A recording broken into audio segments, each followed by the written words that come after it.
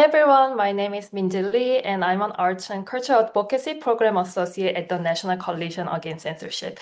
I'm very pleased to open today's conversation on covering the gaze, the female body, nipple politics, and digital culture. To briefly frame our discussion today, this event looks at how the female body is interpreted, regulated, and circulated online, and how these processes are shaped by systems we often assume are neutral, like platforms, search engines, and increasingly AI. In reality, what becomes visible online is structured by coded logics and classification systems that carry cultural assumptions about gender, sexuality, and race. These systems don't just reflect the world, they actively shape how it is seen and understood. We see this clearly in how women's bodies are represented online, often hypersexualized, fragmented, or reduced to isolated parts. The breast and nipples, in particular, have long been filtered through pornographic frameworks in digital spaces, shaping how it is categorized, moderated, and made visible. These patterns extend into AI systems as well, where training data and outputs often reproduce narrow and stereotypical representations of bodies, including racialized and sexualized depictions, especially of women of color. These raises urgent questions and visibility, governance, and expression in digital life, and about what it means when platforms and systems actively shape what can be seen at all. With that in mind, I'd like to introduce today's panelist. Soraya Chemaly is an award-winning author and activist. As a cultural critic, she writes and speaks frequently about gender norms, social justice, free speech, sexualized violence, politics, and technology. The former executive director of the Representation Project and director and co-founder of the Women's Media Center Speech Project, she has long been committed to expanding women's civic and political participation. Her first book, Rage Becomes Her, The Power of Women's Anger, was recognized as the best book of 2018 by the Washington Post, Fast Company, Psychology Today, and NPR. Her recent notable publications also include The Resilience Myth, New Thinking on Grit, Strength and Growth After Trauma, and All We Want Is Everything, How We Want Is Everything. Next, we have Dr. Safiya Noble. Dr. Noble is the David O. Sears Presidential Indo Chair of Social Sciences and professor at the University of California, Los Angeles. She's the director of the Center on Resilience, Digital Justice, and co-director of the Mindolu Initiative on Tech and Power at UCLA. She currently serves as a director of the UCLA Data X Initiative, leading work in critical data studies for the campus. Dr. Noble is the author of the best-selling book on algorithmic harm in commercial search engines entitled Algorithms on Oppression: How Search Engines Reinforce Racism, which has been widely reviewed in scholarly and popular publications. In 2021, she was recognized as a MacArthur Foundation Fellow for her groundbreaking work on algorithmic discrimination. Thank you so much, Minji, and welcome, Soraya and Safiya. One of the reasons we wanted to invite you both to speak today is that many of the artists we work with see the effects of gender politics and algorithmic interference through a simple prohibition, which is that while Meta's platforms allow men to be bare-chested on them, they don't allow images of female-appearing nipples and breasts, unless they are part of a real artwork, like a non-photorealistic painting, drawing, or sculpture, or unless they're part of a protest, unless they depict breastfeeding, or are shown in medical or health contexts like post-mastectomy, breast cancer awareness, and or gender confirmation surgery. So needless to say, these are all really different contexts, and this is an endlessly perplexing and frustrating reality for artists, particularly because art has long celebrated the naked body for tens of thousands of years. So to kick things off, I'm going to ask a few simple questions that I suspect will allow us to unravel all kinds of go in all kinds of interesting directions, which is, how did we get here? Where are we going? And what do we need to do to course correct, if anything? Thank you.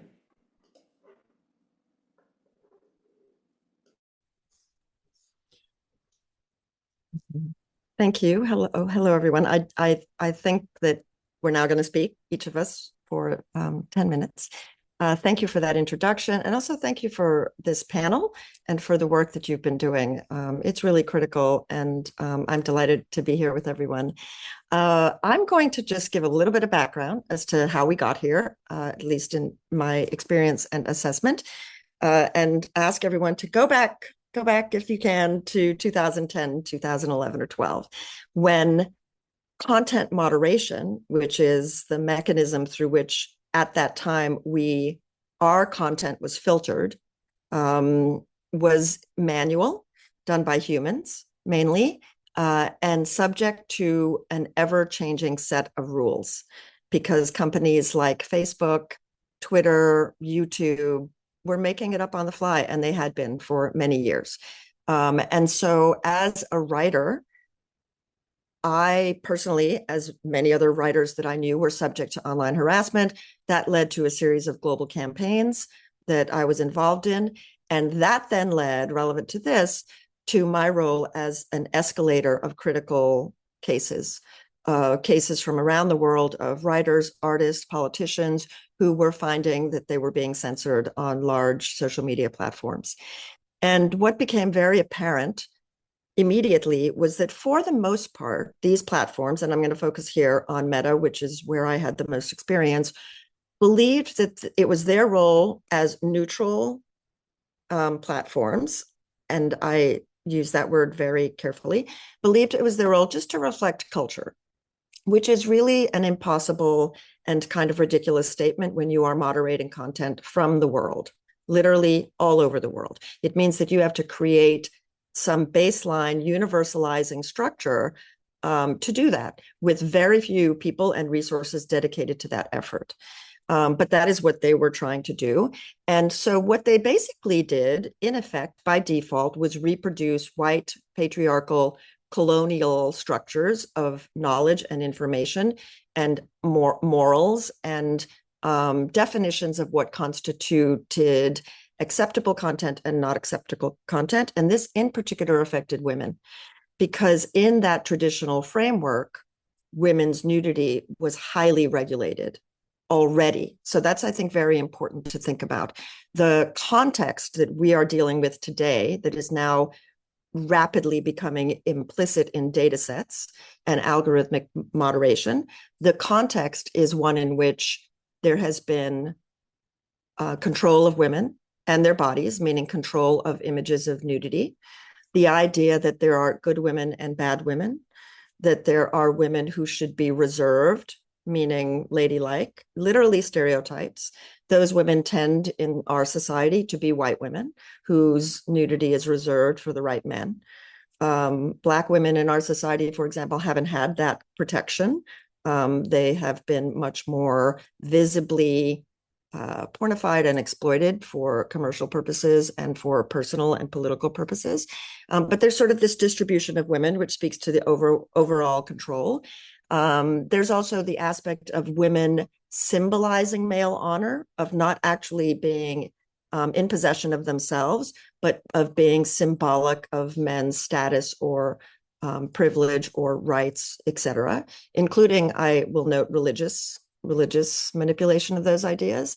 There's also this idea in the culture, as I alluded to, but I want to be more explicit, of the regulation of women's bodies, and so hence their nudity, is a primary way of maintaining social hierarchies, racial hierarchies, interactively between complex systems of supremacy.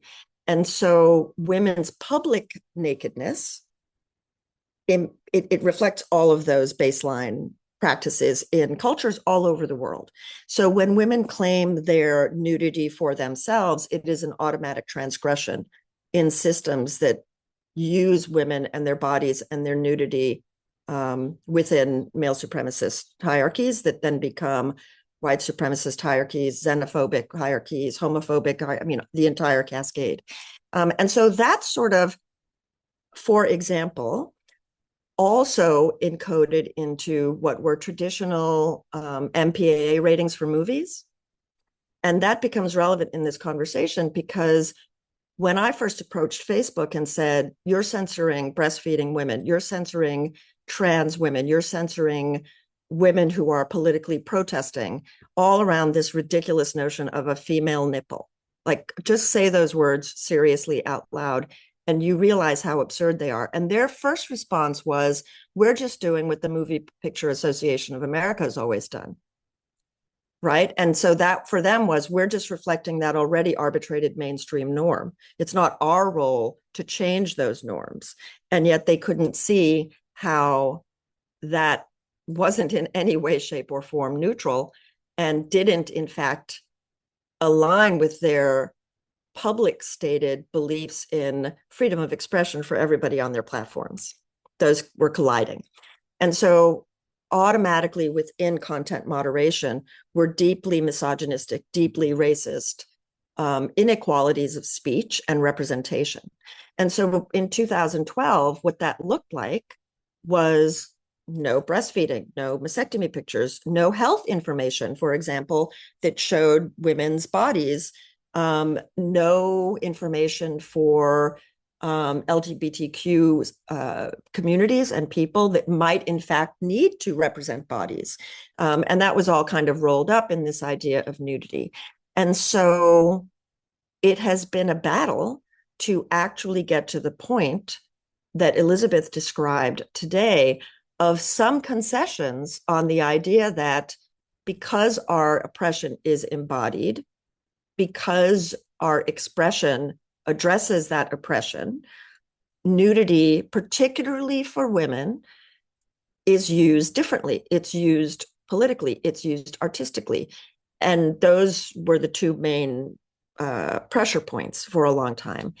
That categorization flew in the face of the fact that most representations of women's nudity have been sexualized, have been pornified representations, and that has been the way that speech is being regulated. That is the starting point. So in effect, when you ban images of the nipple, you're conceding to the conflation of all women's nudity with pornification and sexualization. That's the starting point. And that's really what we're fighting against, even with some of today's concessions, because that categorization is now embedded in data sets. It's now embedded in coding. It's now gone from the implicit biases of the culture to biases made transitionally explicit by human content moderation that are now, again, disappearing into the architecture of algorithmic systems. And I think that Safiya will talk more about that, but I kind of want to make that trajectory clear because I think it's important. The baseline, I would say, which is what algorithms of oppression speaks to, which is what some of the work and writing I've done speak to, the baseline, because of where these companies are based, what their structure is, how their financialization works, remains in my mind a very male supremacist, white supremacist assumption system. And we are constantly playing whack-a-mole when its frictions become apparent. And that is very true in art. Art is one of the best examples of the fact that within this system, a person's autonomy, their self-representation, their idealization of the future as they would represent it in art becomes unacceptable. It becomes obscene. It becomes coded as even, this is really amazing, solicitation in the system. So if a person has a representation of female-coded nipples or of a female-coded body and an AI system that has been fed data sets and images and words in which 90% is based on sexualization, the self-representation that is artistic or political can be filtered out as solicitation for sex, just in a default way. That's just one sort of example. But along the way, between 2012 and now, there has just been a steady cascade of mainly artists and activists pushing against this in very vivid ways. So sometimes that was movements like Free the Nipple, with whom I collaborated 10 years ago on the issue of breastfeeding and mastectomies. It can be trans activists who start documenting their transition, male to female transition, and then on one day their nipples go from male coded to female coded, and their entire accounts are wiped out, right?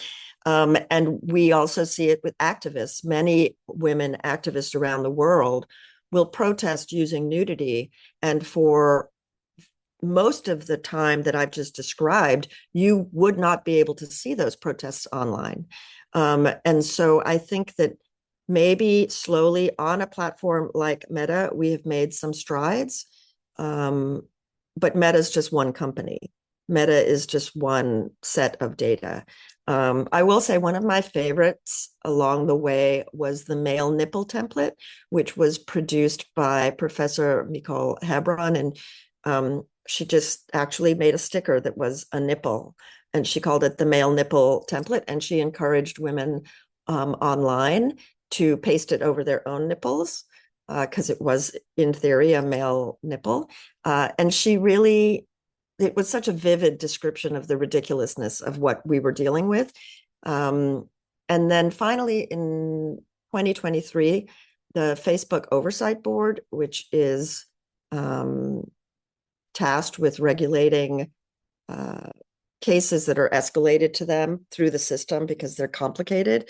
In 2023, they actually used a case study of a trans person being censored for this representation, and they concluded that the nipple censorship did represent gender discrimination. It represented gender identity discrimination, and that they would change some of these rules. So, I think that happened. It happened slowly, but I will say that overall, in terms of larger systems that this data interacts with, we still have this sort of core that continues to materialize all of these historic biases, all of these stereotypes and representations. And depending on where you are in the world, they might change slightly, but the overlay remains pretty patriarchal and white supremacist. Another example that I will give was a few years ago, the country of Brazil, the Ministry of for Indigenous Rights, published a picture of an Indigenous woman. It was a picture from maybe 1910, and she was topless, wearing her own garb. And that was taken down by Facebook. And the ministry threatened to sue Facebook, which really put Facebook in a very difficult position on that particular day. And I remember getting a call about that case because I had been arguing against this for a long time. And essentially, they ended up making a carve out for that picture because they could not allow nipples to be shown, even historically, in that way by Indigenous people representing themselves. And that has happened probably thousands, if not tens of thousands of times. And I think it continues to happen despite the new regulation changes, because these are deeply held, culturally bound rules and regulations. And I will close and hand this over to you, Safiya, with this idea, which is that the ability to represent yourself is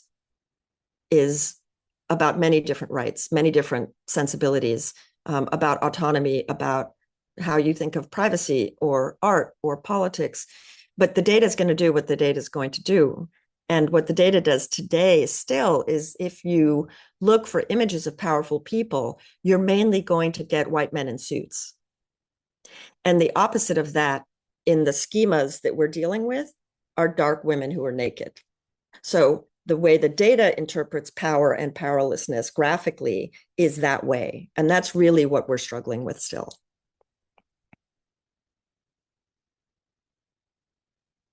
Yeah, I love everything that you said, and I'm so appreciative of this opportunity to be on this conversation with you.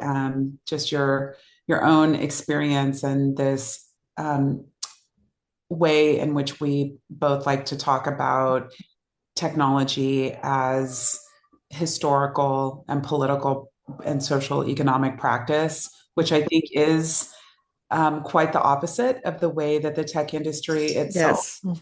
it's what it's doing and what it's up to and what its projects and products are. So, I entered this conversation in terms of the tech aspect of it. And I will say I've been on the internet for a really long time, since before the graphic user interface in the text-based internet environment of the late 80s. And what drew me to this conversation about women and girls and how we are represented and misrepresented in large digital media platforms is because of many of the things that you mentioned, which is the way in which the tech industry narrates itself as neutral, simply a set of tools, and that when there are failures, these are the failures of the users of their products, and their total obfuscation of things like content moderation, algorithmic discrimination, user profiling, the selling of our attention to their clients, the organizing logics of the way in which they think about who we all are and what we should see and not see online. And so I, also kind of around this same period, 2010, 11, 12, was writing a dissertation about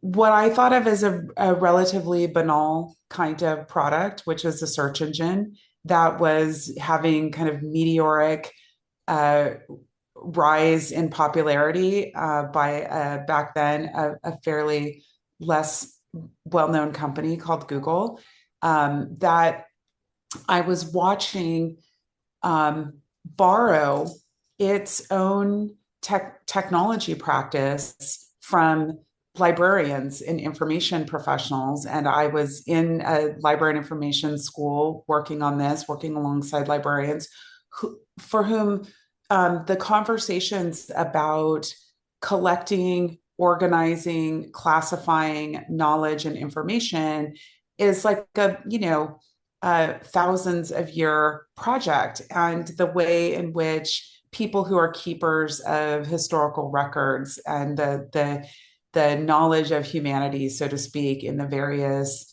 countries and communities where librarians work, is very clearly a subjective practice. We don't ever kind of portend a type of neutrality or objectivity. Maybe at the field feels like it's trying to collect for everyone, but we know that there are value systems that are reflected. And of course, we see that right now. We are living in a moment where we have more book banning campaigns, for example, in the United States than we've had, I think, since we've been documenting banning. So we have this kind of subjective classification of human knowledge and of people. And of course, as I was reading things like, the Anatomy of a Hypertextual Search Engine, by Sergey Brin and Larry Page, their graduate work that was the architecture for what became Google. Even in the footnotes of their own research, they say, we believe that these kinds of, that search can be manipulated by people in power. And of course, they actually facilitated that when they commercialized their project and they gave more power to the people that paid them the most. And that was happening kind of, let's say, in the footnotes of their work, while the public was using these kinds of products, believing that these were neutral tools, and yet it was advertising tech. And so I was really interested in this kind of relationship between advertising tech and the public's perception of these projects and these products as completely neutral. And so, similar to you, I think we were working in parallel, and it was really the women and LGBTQ scholars and journalists, you will recall in those days, were making the arguments, and community organizers about the way in which our communities were being so powerfully misrepresented by these products. And not only that, but these products were implicated in everything from violence and harassment against women and girls and LGBT communities online to organizing genocide or organizing fascism and the collapse of Western liberal democracies around the world. And we were documenting this back then. I think about all of the journalists. It was really the women journalists who, yes, you remember reaching out. I remember reaching out to researchers like me and my colleagues for expertise on this. And yes, we were making legible these ideas about that there is an algorithm that is programmed by people, mostly men, mostly white men, or certainly white male sensibilities and logics and ways of knowing, that those algorithms could be fungible to people with more power. They were giving more speech to certain kinds of people and less speech and power to women and girls, and again, historically marginalized people. And to me, the nipple was like, in some ways, just symbolic of all of these kinds of tensions. Who was deciding? Why were they making those decisions? Of course, part of the reason they were making those decisions was because their clients, their advertisers, did not want to have their ads running alongside certain types of material or content online. And, Pampers that, didn't want to have their ads running up against, neo-Nazi content and YouTube, or, other kind of brands. These were like brand management decisions that the content moderators were making. And of course, as the content moderators, many of which were adjudicating thousands and thousands of miles away from the context where the local kind of material was proliferating. So I can remember being in Europe and at a content moderation call center, so to speak, and watching people adjudicate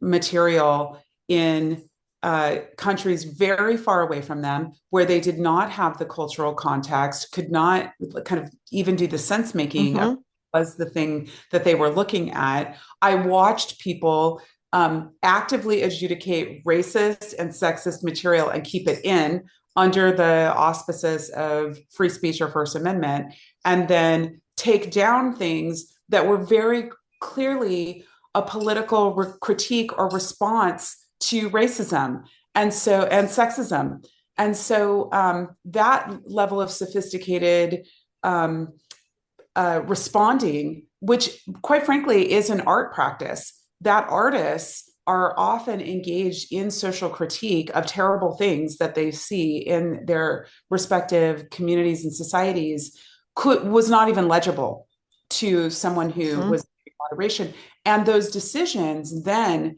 became the basis a decade later for machine learning moderation, right? So they were training the algorithms as you allude to. And of course, now, even today, as we advance beyond something like a search engine, which I have to say is really important, because people understand social media as kind of a more subjective experience. They know that they're seeing the people in their network that they're connected to, what their feed is mostly full of. But with search, they actually believe the world's brightest, smartest people are curating knowledge and information, with what's on the first page being the most reliable, the most trustworthy, and so forth.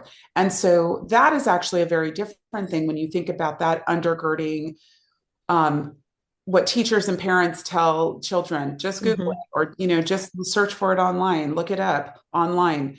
That they're sending people to these ad tech products, thinking that it's the online library, right?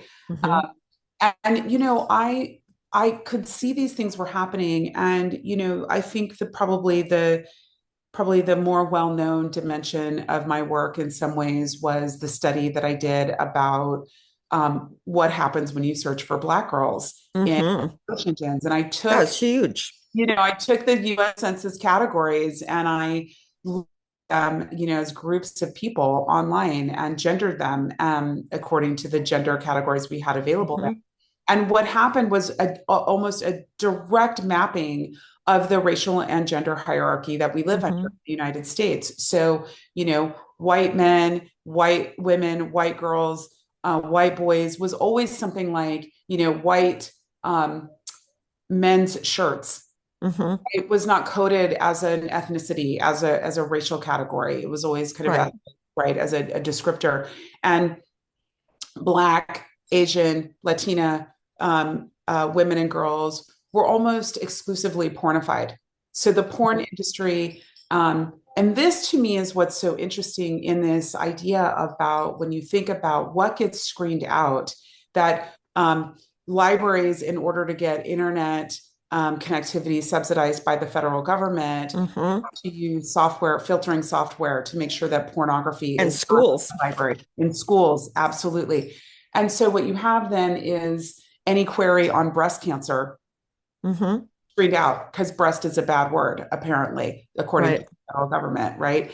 And yet, in the open tools that are products that are available, we are easily pornified, represented with pornography, and that's business as usual on any given day. So to me, these contradictions are also really important because I link these ideas about controlling women's bodies and women's images and the narrative around them directly to powerful industries that stand to gain and profit from misrepresentations. Black women and girls, even if we put all of our money together, we would never have enough money to outspend the porn industry, right? And so what does that mean? That the commercial technology companies, they want the money.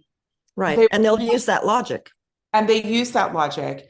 And when cases have been brought forward to the Federal Trade Commission and, Congress has held hearings, for the most part, they've sided with the tech companies in that, they can do their business. I mean, the landmark ruling a couple of weeks ago against Meta, having to finally take responsibility for the way in which they have built products that hurt women and girls is, it's a turnabout that we've also been waiting for because, you can't have it both ways, that you can actively participate in stripping agency from women and girls, LGBT communities, by algorithmically manipulating people and then turn around and say, it's a free speech zone. And we're neutral. We have nothing to do with it. That's on you. Which has kind of been their position. So, obviously this is intensifying with large language models, the way that large language models misrepresent people. In fact, some products, art rendering products, refuse to render certain kinds of images. And then so easily, they can't, the famous study from a year and a half or so ago about asking an art rendering program to render a Black doctor helping white children. And it can't do it. It's confounded. It's just impossible to do that, right? Can only represent Africa by putting a giraffe background, right? Or putting people in the Sahara. Can't fathom that there are global cosmopolitan cities and people on the continent, but then will very easily render women in these kind of hegemonic white supremacist beauty standards and, kind of refuses bodies that aren't constrained by these very narrow, again, pornified logics. So I think there's a lot to talk about here about what these systems are doing, how they're reflecting back, but they're not just reflecting back what we do and what we've done as a society. They are actively creating it. They're constructing it. Absolutely. I don't know if we can do this. I'm just going to do it. when you were speaking, what really struck me too was how the context collapse, complete collapse, no context, right? And for the nipple is actually a very Western focused issue. So during the Arab Spring, women in Egypt and Tunisia were going into their bedrooms, they were baring their shoulders as an act of rebellion, right? They were taking their headscarves off. And while Facebook and Twitter were talking about driving the Arab Spring, leading the revolution, et cetera, they were censoring those women. They were shutting it down. And so when we approached them and said, what are you doing? This is part of the revolution. You have to understand those women cannot be out on the streets. They are protesting in their homes. But you have defined the revolution in this patriarchal way, which is at the front door, where men can do whatever they want. They can hold whatever oppressive beliefs and practices, and you're shutting these women down. And so for those women, it wasn't nipples. It was literally their shoulders and their heads. And so I think that expanding what you just said and what I just said to really understand why those things matter.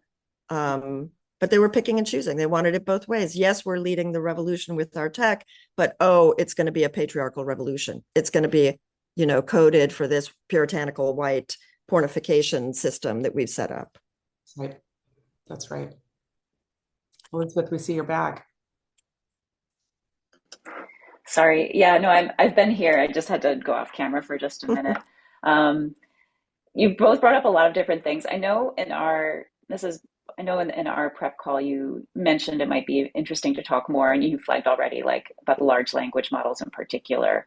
Do you want to, would you mind explaining that a little bit more in depth for some of our audiences and the importance of it in this conversation? Well, I'll just say quickly that, one of the things about large language models, there's many things to say about them. First of all, this is when the public is talking about AI, they're mostly referring to something like ChatGPT or Claude or Gemini. This is kind of I think more of there's AI that we are engaging with all of the time. If you use a smartphone, you've been using AI for a long time. If you're getting medical imaging in a hospital or at a doctor's office, they're using, a version of AI. But I think generally for the purpose of this, when we're talking about AI, we're talking about these kind of anthropomorphized what feel like human-like interfaces where you're talking to, or engaging with a chatbot. And the chatbot is also very interesting because the chatbot, and this is like, I think about the work of Miriam Sweeney here at the University of Alabama, who's studied this kind of the anthropomorphized interfaces that are typically female voiced, that also play a role and I think is socializing people around women's service to others and to be in a kind of service role. These chatbots also are, of course, immediately one of the kind of most immediate things that the tech industry leaders had to do was figure out how to sexualize AI chatbots. So turn them into companions, girlfriends, embed them in humanoid robots, and try to make basically sex slaves. Well, they can't say no. Yeah, exactly. And they don't talk back. Yeah, they have no agency. So when you think about the things that have motivated tech development, I will tell you at the heart of so many of those developments, whether it's credit card processing, that was so men could pay for porn. Video processing, porn. When I think about how this world has been designed around men's insatiable sexual desires, it's actually mind-boggling, quite frankly, but I'll leave that to the side because I think we could definitely talk about power, and how it's organized, certainly in the tech industry too, with respect to that. But these products have basically grifted. They've stolen all of the artifacts, our books, our articles, interviews, subreddits, anything we've done online or that we have created and that's been put online. And they've trained and built these large models that are supposed to allegedly be smarter than human beings. And of course, nothing could be further from the truth. And, I think about this at moments in history where there's been the possibility for multiracial, multigendered, democratic participation. There is always a narration, kind of like at the height of those moments, that technology is smarter and the technology that men make is better than the participation of women and people of color in our decision making about systems that govern our lives. And so this is really important because the rise of the idea that computers are smarter than human beings literally was like at the dawn of the civil rights movement, the contemporary kind of modern civil rights movement of the 1950s and 60s. So this is important to think about at this moment too, where we have a narrative that these AI models are somehow smarter than we are, when they are actually not designed to be complex systems. They're designed to execute fairly simple tasks, and yet they are being foisted upon us. And they were really mostly designed to be chatbots for Fortune 500 companies to replace labor completely. And because Fortune 500 companies find them to be unreliable, and increasing their labor costs because they have to hire so many people to check on the efficacy and reliability of what these chatbots put out, which is oftentimes patently false information. The new markets for those chatbots is the public, government, schools, universities, hospitals, places where they can offload these products because the industries that they made them for don't want them. So that also is something that I think is very important because, again, we have a content moderation data cleaning process that's a part of all of that. And again, an adjudication of what these models can render for us. And we already see lots of studies showing how there are grossly misrepresentative and stereotypical. Yeah.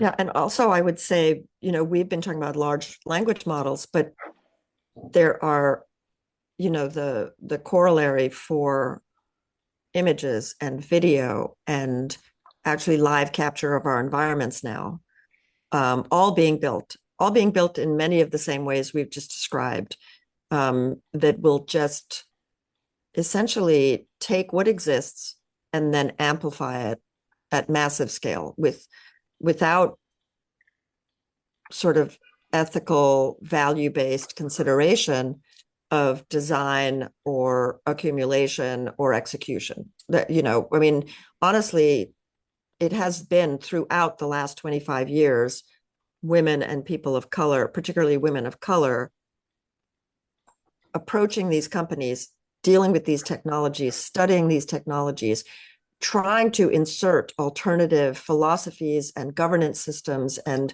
risk and regulatory regimes for all of that time, and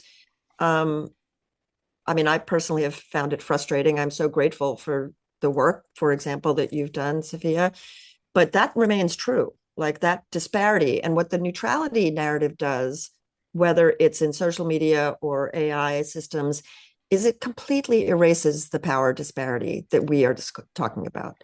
It's as though everything is a false equivalence. There's no power at all. The power is not systemic. The power is not deliberately being used in these ways, when everybody can see that that's what's happening. Yeah, and I would add that, we have all played a role in demanding, making visible the harms and demanding accountabilities and, in some cases, abolishing these tools, and certainly for things like facial recognition, mass surveillance, these kinds of products. We have we stay actively involved in talking about the danger of these kinds of products and political projects, but also now the very makers of these dangerous products and defectors who, through their own guilt of having participated in making them, have now put themselves in charge of ethical AI and somehow managing so that the way in which any attempts to have accountability for these systems, for example, right now is narrated as woke AI. That's what woke AI is. Woke AI is as they narrate it, is any attempt to recuperate and do reparative work from what the damage that these systems and these companies are doing. But it gets pointed at the same kinds of people who are no different than the other. They just slapped an ethical label on themselves. So they're actually not involved in the kind of work that we're talking about, which is feminist, which is mindful of harm, which has a power analysis that is rigorous and careful and nuanced and sophisticated in the kind of work that we're doing. They're not doing that at all, but they've branded themselves somehow as ethical tech companies, ethical tech or ethical AI. And I find that to also be part of the not only the co-opting of all of our work and the capture of our words, but also a way to continue to not engage with what we are talking about on any level. I have a question for the both of you in relation to the known reality that, you know, these algorithms aren't neutral. They permeate our lives. There's, you know, a lot of important work that aligns with what you've both done in terms of both advocacy, journalism, and research. As my question though is like, as you know, people like me, users or, you know, unwitting users of AI, whether it comes to me directly or whether I seek it out, is there any way that use of these algorithms can be an effective tool at reworking how they identify like what's real? Or is it all top down from like, you know, how these algorithms are created? If that makes sense. Well, the most real thing there is right now is us having this conversation. And, you know, in the sense of it will increasingly be very difficult for the public to sort fact from fiction. It has been this has been decades in the making. And that is mostly being weaponized by governments and people with power. For sure right now, but also everyday people. I mean, you know, the United States has been a safe harbor to the most dangerous people and companies who make technology that targets and harasses women and girls, LGBTQ communities, non-consensual intimate imagery, deep fakes. I mean, this is the place where these companies have been given safe harbor. And people are not likely to be prosecuted. I mean, this is very rare. So I think, you know, there is no techno solution to the terrible technology that you will engage with. And I think people want to find, you know, these screeners and detectors and all of these kinds of things. What that's also doing, though, is completely remaking our workplaces. You know, for us, I can tell you in the university, that instructors have to and professors have to now be the AI police is really radically changing the process of becoming educated and offering education. And I think there will be a lot of challenges that we're going to see from the fallout of people adopting these products in mass. They're not sustainable for the long haul. So I worry that companies and institutions will remake their businesses. I mean, you just saw Salesforce just, you know, they laid off 4,000 people to replace them with AI, and now their whole company's collapsing because the AI can't do what the people did. Same with the federal government. So, I mean, we could actually name several. So I just think the site of intervention is not just individual consumer engagement or worker engagement, but I will say workers need to put AI into their bargaining contracts. AI should be something that they care about, because what we're talking about also is all of these kinds of processes of power and control over people, over bodies, that is also obfuscated by the use of these kinds of products in our work environments. Yeah, I will say too, my starting point in all of this work in 2010 was sexualized violence. I was writing about it, I was thinking about it, and the more I wrote about it, the more hostility there was to me as a writer, as an individual. The more I saw other feminist writers, critical thinkers be attacked for their commentary. And the attacks were often sexualized, often rape focused, often pornified. And that happened in a remarkably short amount of time, 2009, 2011, through a fire hose. And the first people to be attacked were virtually always Black women who were trying to wave flags, coordinated attacks on Black women online. And then it brought into women claiming public authority in the ways that you might, as an expert, as a journalist, as a politician, as a jurist, whatever it may be. But I think what's relevant here is that the logic of sexual access, of sexual entitlement that Safiya talked about, that is in the wider culture, is the logic of this technology. Every new technology is fueled in this country by pornography, which is defined by white male sexual access and entitlement as a cultural baseline and norm. And that is in the ethic of the logic of the technology structure, of the data structure, of the non-consent of the data acquisition, of the use of our images, of the use of our words, entire books, entire catalogs of books. All of that has a similar logic. And so, in fact, the way I think about it is that what users today, it doesn't matter who the users are or where they are in the world, within that framework, they are being feminized as a structural fact. If you think of the way masculinization represents violent dominant power in a hegemonic sense, and powerlessness is all of these other things, no consent for you, no autonomy, no agency, no free speech, none of those things for you. The public at large has been feminized systemically in that way. And that sort of touches on things like techno-feudalism and the way it works and the way our time and energy and labor are extracted, the way we are now all digital laborers, digital housewives, content moderators, call it whatever you want.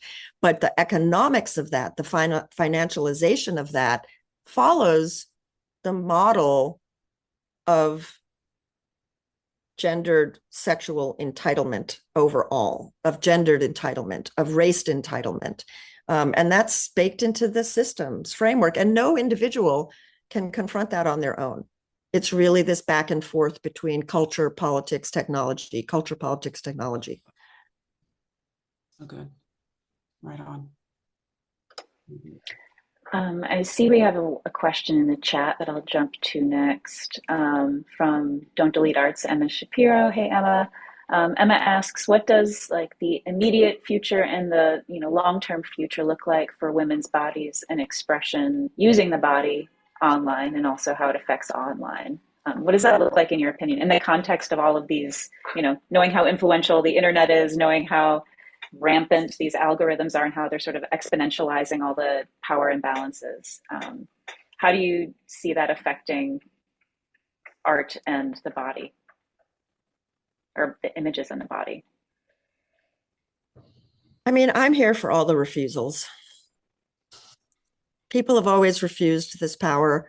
They have been creative in refusing this type of power. They continue to be creative politically, artistically. Do I think it's sufficient to alter the systems in the way we're talking about? I think that that's hard. I think the institutionalization is real. I think the power is real.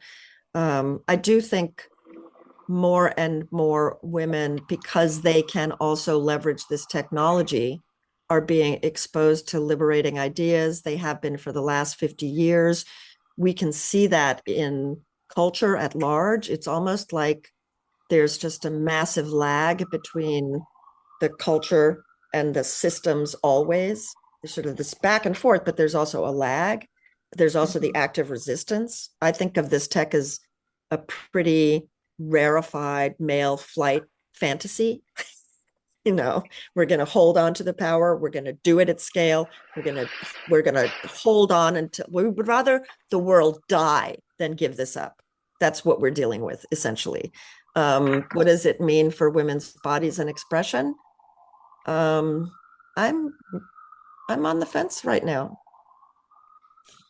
Yeah, I mean, it's so true what you say about, I mean, I think about Eric Schmidt saying, with the climate crisis battle, so we might as well go all in on Go AGI. all in. Literally, like, let's just ride it till the wheels fall off. I mean, like, you these terrifying propositions because they also have bunkers in New Zealand that they're going to go climb into and just let the apocalypse happen, I guess. I mean, Well, then they're all accelerationists. they also are accelerationists. And I highly recommend people read the work of Emil Torres and Yes. Yes. Yes, on the TESCREAL bundle, Mhm. TESCREAL. Yes. Bundle. Read about the, transhumanists, the rationalists, the effective altruists, the long-termists, and understand what the worldview. I mean, there's a phenomenal movie that just came out at Sundance called Ghost in the Machine that's about the eugenicist origin story of so many of these technologies and of AI and the AI industry. Go watch it. You'll really understand the project, what the project is. And I believe that women, our bodies are on the line, have always been on the line. So there will not be any other option I mean, to me, I think the two of us, we get up every day and we work on these things because we know what we know, and we need to talk about it and, be educators and I don't know, canaries in the coal mine, if you will, is what I think of all of the women of color in particular, and the women have been for 20 years on this. So, I don't think that part will stop.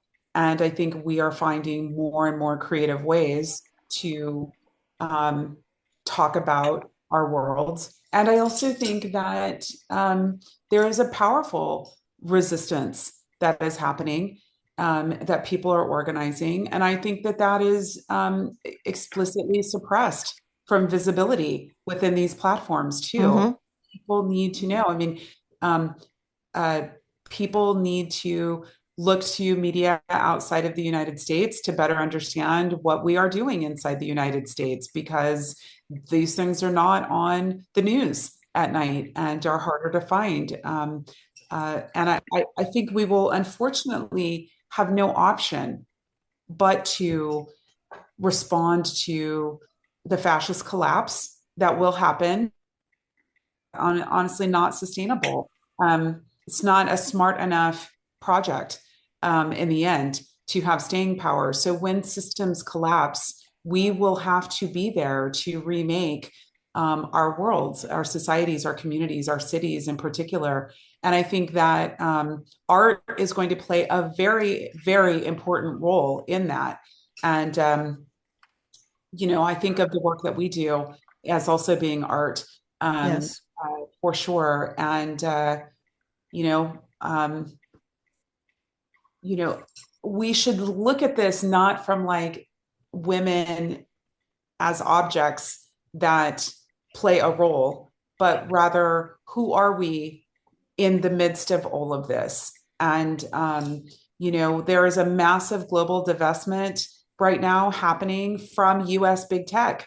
Okay, so when Microsoft falls, when OpenAI falls, when Google falls, when Meta falls, because governments all over the world right now are divesting from US big tech, what kinds of tech do we want? And there's a massive both public interest tech movement that is building, but a small tech, a local tech kind of series of movements that are happening around the world too. And again, art and women and people who have been on the front lines of seeing these failures and being the recipients of the failure will have very good ideas about what comes next. And I think too, a lot of people think, what should I be doing? What should I be doing? And I really believe that we are the change as we live. So this may be going on online. It's sometimes hard to remember that's not the whole world for some people. And so as you make art, as you represent yourself, as you celebrate other people's self-representation, you are actively developing resilience all the time. And the thing about art is it is the practice of resilience in that it's really relational and it's collective, and it is a renunciation of that kind of very internalized private, I'm going to be strong, I'm going to power through, I'm going to, all of those things. We can hold many ideas in our heads, one being that it sucks out here right now, and also that there are so many people creatively thinking of alternatives that will be necessary. Absolutely. Absolutely. We need artists right now, I think, around these conversations, because artists do such important kind of translational work and so give us other imaginaries. Like, well, what could it be like? Right. I think about my own work is the direct reflection of both of my parents were artists. And growing up and knowing artists and around other artists, you understand making something out of nothing. You know who else knows how to do that? Poor people and working class people know how to make something out of nothing. So we got a lot of tools in our toolkit, so to speak, about the kinds of futures that we want. You both landed on something I wanted to take us to at the end of the conversation, which is thinking about what gives us hope, what inspires us. I wanted to ask you, Safiya, to go back to something you mentioned earlier, which is to look at what's not being reported on in terms of resistance or pushback. And I was wondering if you could offer an example of something that you see happening in that kind of realm. Well, I will say, it's been shocking to me the way in which protest in the United States against the US government has not been part of kind of the everyday news reporting. Like, that should be, I live in Los Angeles, and there is always a response to ICE or other kinds of repression. And you wouldn't know it watching the news. You kind of have to witness it with your own eyes, or kind of see it in the networks of people that you follow in social media. So I find that to be, very strategic as a way to suppress both free speech, but also to minimize the possibility that people might realize that the majority of this country does not support the policies of the current administration, for example. Of things that we also are not seeing protests in other parts of the world. And that is also very, very important, because if we could witness the right-wing collapse of governments around the world, we might feel stronger. We might feel heartened. We might create other kinds of solidarities and relationships, right, in our organizing. So I think those things are not obvious necessarily to everyday people. But at the same time, I will say one of the things that I love is there is clearly a massive backlash against the tech industry that is happening and that is building, and not just the tech industry, but industries that have outsized control and power over the quality of our lives. And so, I personally, I am a pacifist and I don't condone violence, but I will say witnessing violence against tech leaders, for example, fires of Amazon warehouses and data centers and places like this, the increasing aggression against billionaires and the billionaire class is also a signal of what's happening, of the distrust and the fed up.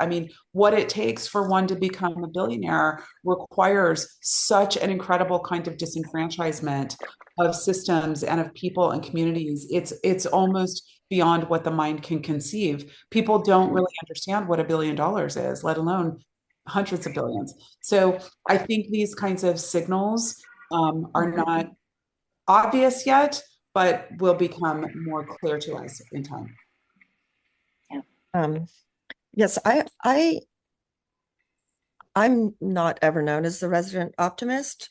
My husband says that to do the work we do, you have to be a daily pessimist, but a long-term optimist, which I think is true. I'm more likely to embrace strategic pessimism and hope.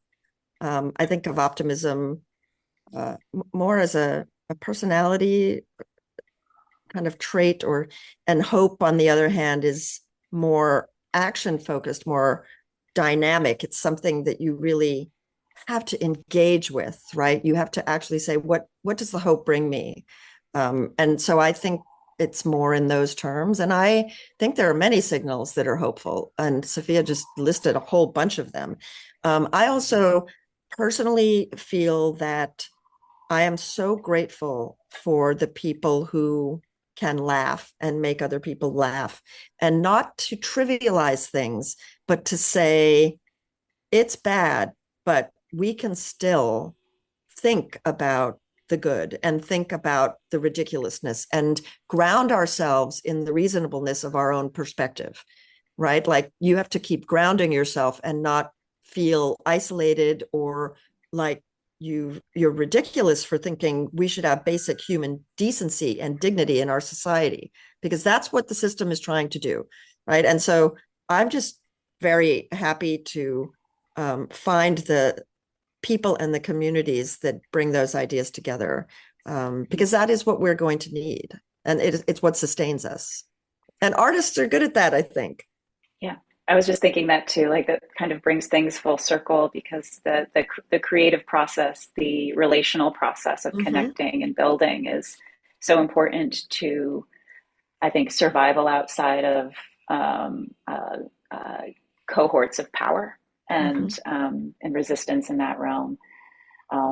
And wow, we've really like traced an amazing trajectory from histories of power imbalance, gendered power imbalance, like the ways in which they're imbued upon these AI structures that now kind of govern and control information and senses of reality, to ways we can look outside. I actually hadn't heard of this sort of local tech kind of companies that you mentioned, Safiya. So I'll be looking for more information about that, because I personally, it's hard for me to think of life outside of Google. And that's a real sign of like dependence and consolidation of information and power, which of course has not been known to bode well for everybody in the big and long term. Sorry to interrupt. I was going to say, I mean, there's an effort underway by a lot of us who are trying to de-Googleize our lives.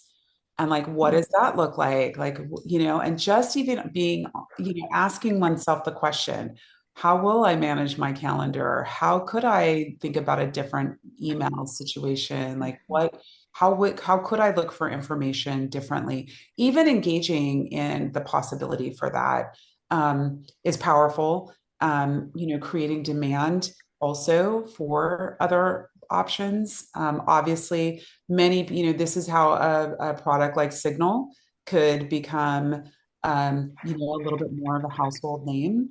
I mean, in just a very short period of time. But people are thinking about things like, and I think, from a privacy and surveillance point of view, it's urgent that we move to encrypted mail, encrypted messaging, that we understand, for example, that all of the searches you do in ChatGPT and Google, in these spaces are like immediately available to law enforcement, can and will be used against you in a court of law. People really don't understand what these systems are and how, in the eyes of like the FBI, your digital footprint is actually who you are in the eyes of these kinds of agencies. Think about all the things people look up for other people, right? Anybody who's got older parents or small children.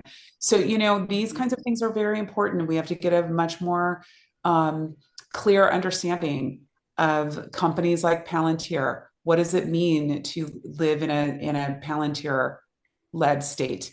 That Palantir is now the proxy for the government, and what its agendas are, which include from their own leadership developing kill lists of who should live and die. I mean, these are the thing that I do is I just study what the tech industry says. They're out loud about it. We don't want democracy. They're very. We don't need democracy. They hate democracy. They don't believe in it.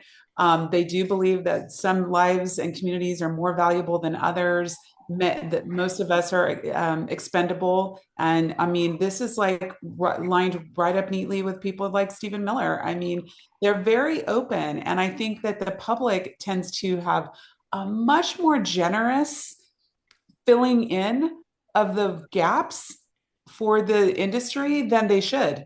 And a lot of the public really thinks it's progressive. They do. Which is a shocker. It's very much. So, if we start with, you could start with something as simple as the nipple, and you could have a whole lens into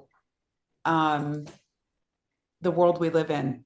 And I think we have to keep doing that, is finding the metaphors or the analytics to help the public understand the stakes.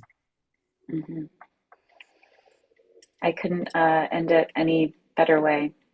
Safiya, Soraya, thank you so much for such a rich conversation, and thank you everybody for joining us. We will have one more event as part of the Free the Nipple by Don't Delete Art collaboration takeover, which will be on April 30th, where we will have the National Coalition Against Censorship's very own Lee Rowland and Eric Sanders talking about justice and gender-based expression online. So feel free to find more information on don'tdelete.art and our link tree on Instagram.